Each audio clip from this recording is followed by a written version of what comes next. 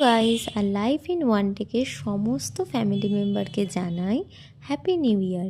তোমাদের নতুন বছর খুব খুব খুব ভালো কাটুক। আজকে আমি চলে গিয়েছিলাম দক্ষিণেশ্বরে।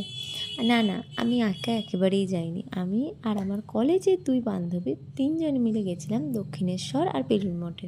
তো সেদিন শনিবার ছিল, তাই খুব ভিড় হয়েছিল। আমরা প্রায় 3.5 ঘন্টার মতন লাইনে দাঁড়িয়ে থেকে মায়ের পুজো দিয়েছি।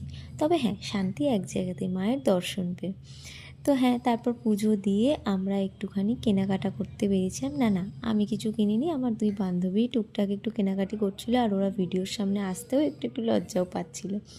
যাই হোক, তারপর কেনাকাটা করে আমরা চলে গেলাম একটু খাবো বলে, কারণ খুব খিদে পেয়ে গেছিলো। তারপর দেখে শুনে তিনজনে মিলে অর্ডার দিলাম, আর আমার দুই বান্ধবীর সাথে আলাপ করে দিই, সায়নী আর পারমিতা।